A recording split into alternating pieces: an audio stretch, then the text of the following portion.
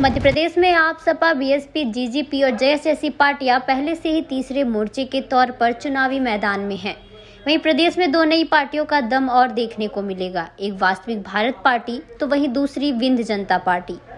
विंध्य जनता party BJP विधायक नारायण त्रिपाठी ने बनाई है। नारायण त्रिपाठी वर्तमान में मैहर से विधायक हैं, लेकिन नारायण त्रिपाठी को बीजेपी ने इस बार विधानसभा चुनाव में उम्मीदवार भी नहीं बनाया और टिकट काट दी, जिसके बाद उन्होंने बीजेपी से इस्तीफा दे दिया है। बता दें कि नारायण त्रिपाठी ने 2004 से लगातार विंध्य के पुनर्निर्माण की मांग की है। वहीं पार्टी के चुनाव चिन्ह का आवंटन भी हो चुका है, जिसका गन्ने लिए हुए किसान का चुनाव चिन्ह है। इस मंच में हमारे विंध्य जनता पार्टी के राष्ट्रीय अध्यक्ष उमेश शुक्ला जी हैं, सम्माननीय उमाशंकर तिवारी जी जो विंध्य प्रदेश की पुनर्निर्माण की अलख हमेशा जगाते रहे। आज सब आप लोगों से सिर्फ निवेदन ये करूंगा कि आज हम जो चुनाव होने जा रहे हैं उसकी कुछ लिस्ट जारी करने जा रहे हैं। बहुत दिनों तक प्रेस मीडिया में आप सब लोगों से मुलाकात करते रहे, तमाम सवाल जवाब होते रहे। आपके वही पुराने सवाल होंगे, वही हमारे जवाब होंगे। निवेदन करते हुए आग्रह करूंगा, आज लिस्ट आप लोगों को सौंपूंगा, कुछ अपनी बात करूंगा 1 to 1 या अन्य किसी विषय पर अपन बात न करें, बहुत चीज़ें कर चुके हैं। आज का दिन, तारीख और समय इतिहास के पन्ने में लिखा जाएगा। हमने विंध्य के पुनर्निर्माण की मांग कोई पहली बार नहीं, 2004 से लगातार उठाए हैं और अलग अलग दल के सभी लोगों की जानकारी में है। 2004 में समाजवादी पार्टी से एमएलए था, तब विंध्य के पुनर्निर्माण की बात उठाया तो राष्ट्रीय अध्यक्ष माननीय मुलायम सिंह यादव जी ने कह दिया था कि हम बड़े राज्यों के पक्षधर हैं, महासंघ की बात करते इसको बंद कर दो, बंद कर दिए। 2009 में कांग्रेस में आए तब फिर से चालू किए और लगातार हर साल जब जहां मौका आया तो विंध्य के पुनर्निर्माण की बात रखी। भारतीय जनता पार्टी वालों ने जब हमें लेके आए तो हमें लगा कि जिनके द्वारा 3 राज्यों का गठन हुआ, झारखंड, छत्तीसगढ़, उत्तराखंड, अब हमारा विंध्य का पुनर्निर्माण आसान हो जाएगा, परंतु उसमें भी बात रखने पर हमें बागी और बगावत वाला बना दिया गया।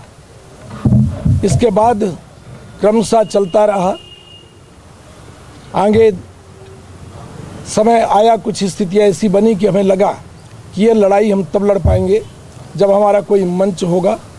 तो हमने विंध्य जनता पार्टी का गठन करने का प्रयास किया।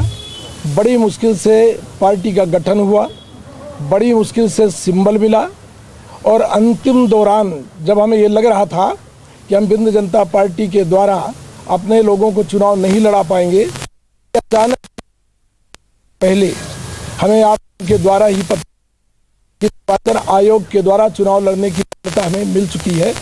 अचानक में प्रयास करके सब लोगों को जोड़ने का काम किए और ये तय किए कि अब हम चुनाव लड़ेंगे। विंध्य का पुनर्निर्माण विंध्यवासियों के लिए है, जिस तरह भारत क्रांतिकारियों ने अपनी शहादत दी, अपनी बलि दी। ये विंध्य का पुनर्निर्माण का जो विंध्य जनता पार्टी का गठन हुआ वो कोई राजनीतिक उद्देश्य से नहीं किया गया।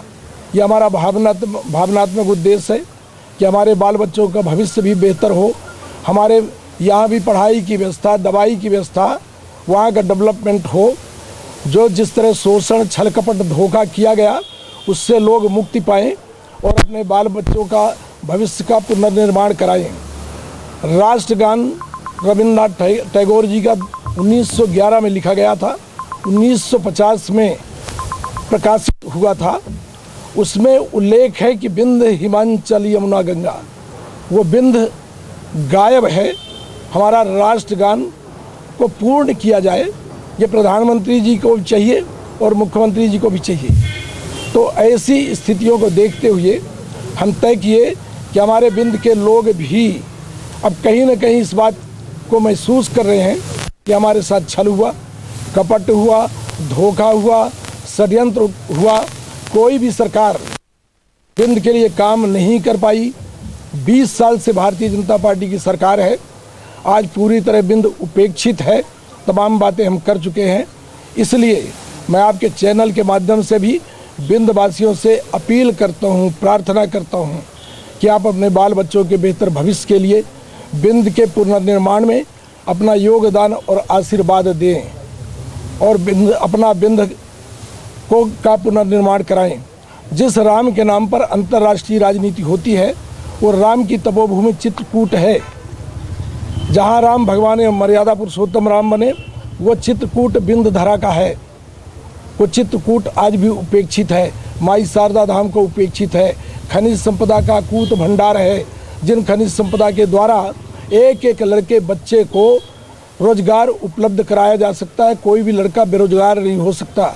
इतने संसाधनों के बाद भी टूरिज्म प्लेस है, धार्मिक प्लेस है, इसके बाद भी बिंद पूरी तरह उपेक्षित है। इसलिए हम तय किए कि चुनाव लड़ाएंगे और चुनाव जो लड़ाएंगे हम बेहतर परिणाम आएंगे। किसका लाभ होगा, किसकी हानि होगी, इससे हमारा कोई लेना देना नहीं। हमारा सिर्फ उद्देश्य है कि बिंद का पुनर्निर्माण हो, जिसकी लड़ाई की नींव आज हम यहाँ से शुरुआत कर रहे हैं। आज हम जो लिस्ट देने जा रहे हैं,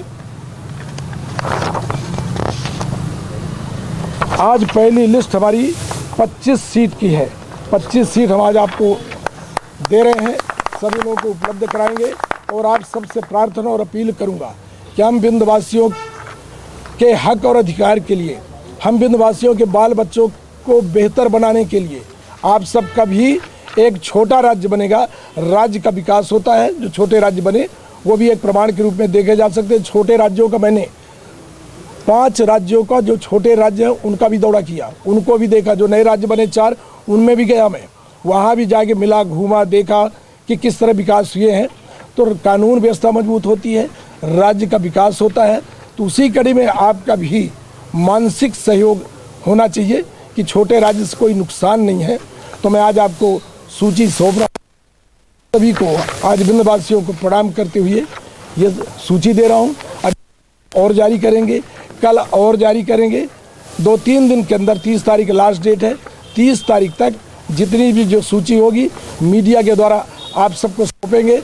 और आज जिनके हम सूची घोषित कर रहे हैं उनसे भी Rabindranath Tagore University Bhopal, only private university in MP to be NIRF ranked for 5 consecutive years. जहां है 600 से ज्यादा company tie-ups for placements, Atal Incubation Center for nurturing startups, Industry Academia collaboration for exposure of real industry world, 20 centers of excellence for research, साथ ही global festival विश्व रंग में शामिल होने का अवसर देता है। Rabindranath Tagore University, unlocking potential.